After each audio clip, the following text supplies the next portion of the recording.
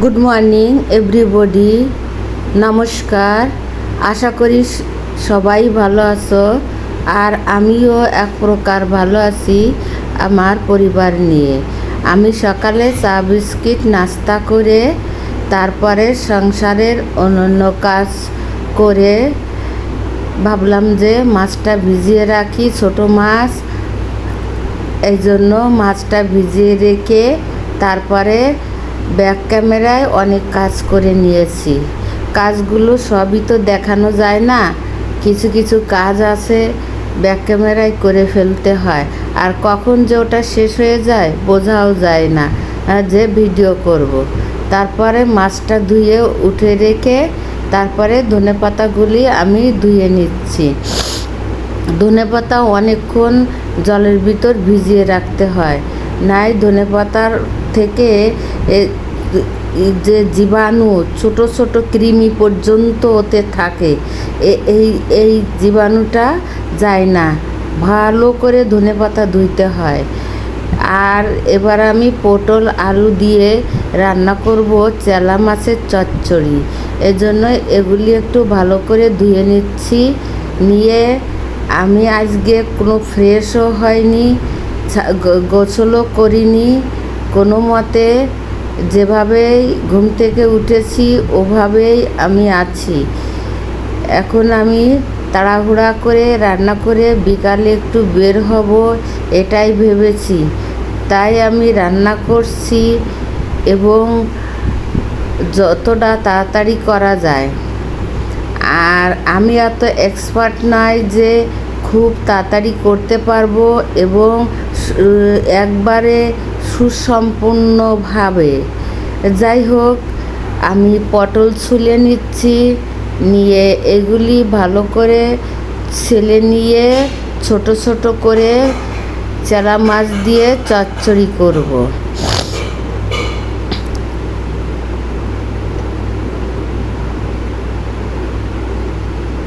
দেখো বন্ধুরা, আমি মাত্র 2টা পটল নিয়েছি। পটল 2টা কেটে মাঝখানের থেকে রেখে দিয়ে দিচ্ছি।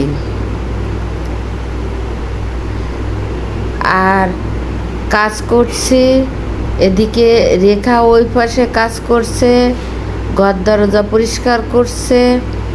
আমি তরকারিটা কেটে নিছি। তরকারি বড় বড় মাছ বাদে এবং ছোট মাছ আর বড় মাছ তো দোকান থেকেই কেটে আনে। মাছ, ঘর দরজা পরিষ্কার, এভরিথিং সমস্ত কিছু সে করে। আমি যত বড় রান্নাই হোক না কেন তরকারি আমি নিজে কাটবো, যেভাবেই হোক। তরকারিগুলো আমি নিজে হাতে কেটে নিচ্ছি। কেটে নিয়ে ভালো করে কেটে নিলাম। আমার তরকারি কাটাগুলো হয়ে গিয়েছে। এবার আমি পেঁয়াজ রসুন ছুলে নিব, কারণ একটা তরকারি রান্না করার পিছনে কত সময় ব্যয় করতে হয়। অনেকটা, রান্নাঘরে আমরা অনেকটা সময় ব্যয় করি, বিদেশিরা এতটা সময় ব্যয় করে না। পেঁয়াজ দিয়ে দিয়েছি, এবার আদা রসুনের পেস্ট দিয়ে দিলাম, হলুদের গুঁড়া, স্বাদ পরিমাণ লবণ, ধনিয়া গুঁড়া, মিক্সড জিরা। এবার আমি কাঁচামরিচ একটা কেচির সাহায্যে কেটে নিচ্ছি, কারণ রান্নাঘরে কেচি না থাকলে আমার রান্নাঘরটায় অসম্পূর্ণ মনে হয়, কোন জিনিস যেন নেই। প্রতিনিয়ত কেচি কাজে লাগে, এই জন্য ওটা আমার সবসময় থাকে। এবার আমি এর ভিতরে দিয়ে দিব তেল, পরিমাণ মতন তেল দিয়ে আমি হাতে মেখে নিব।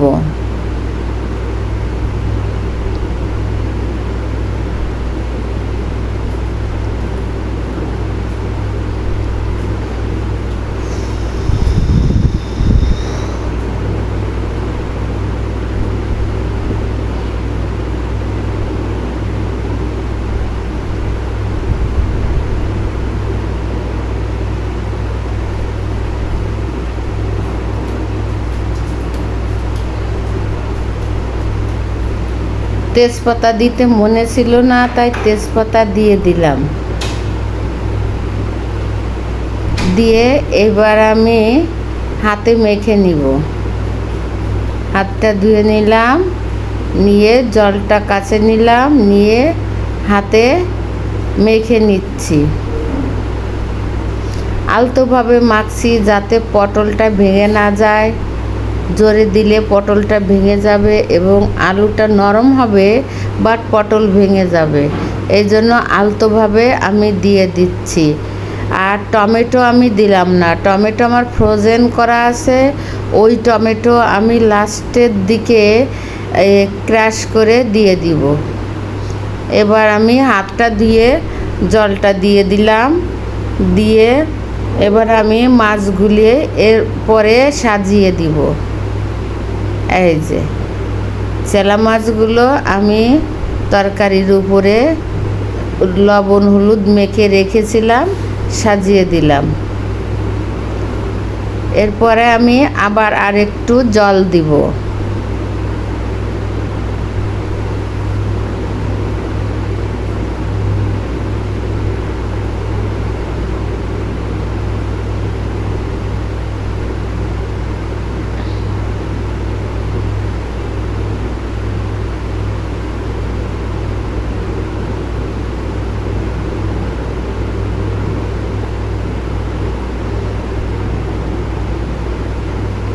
এবার কড়াইটা আমি চুলায় দিয়ে বসিয়ে দিয়েছি, বসিয়ে ঢাকনা দিয়ে দিয়েছি।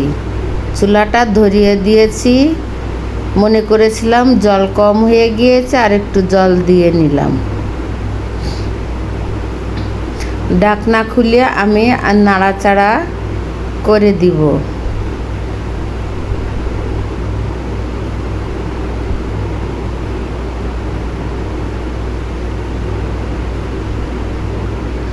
বন্ধুরা, তোমরা আমার এই ভিডিওটা দেখে যদি কোনো অংশে একটু ভালো লেগে থাকে, তাহলে তোমরা ভিডিওটা দেখার শুরুতেই একটা লাইক দিয়ে নিও।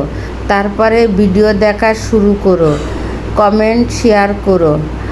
আর নতুন বন্ধু যারা আছো, তোমরা লাইক কমেন্ট শেয়ার এবং সাবস্ক্রাইব করে আমার পাশে থেকে যেও।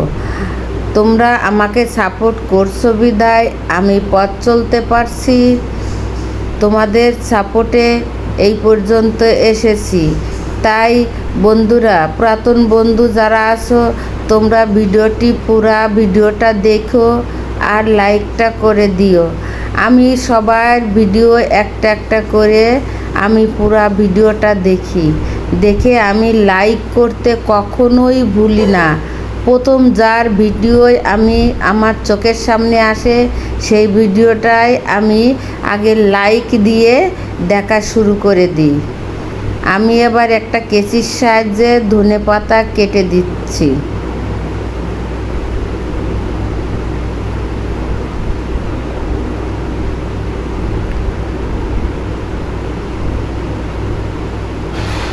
চচ্চড়িতে ধনেপাতা আর টমেটো না দিলেই সম্পূর্ণ হয় না।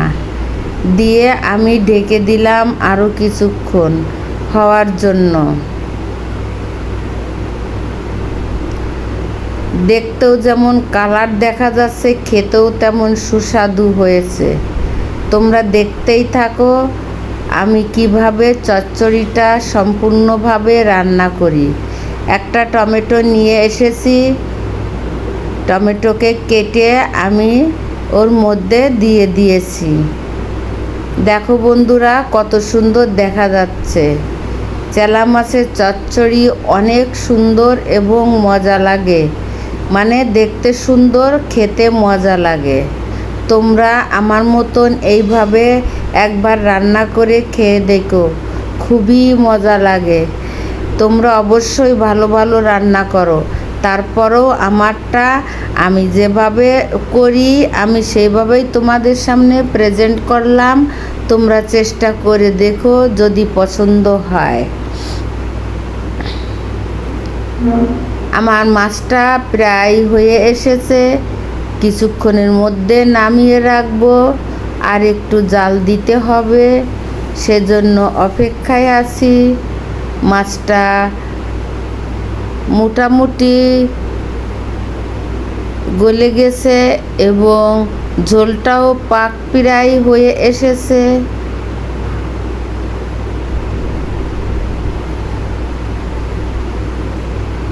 আমার মাছটা আমি নামিয়ে ফেলেছি। দেখো বন্ধুরা, কত সুন্দর দেখা যাচ্ছে।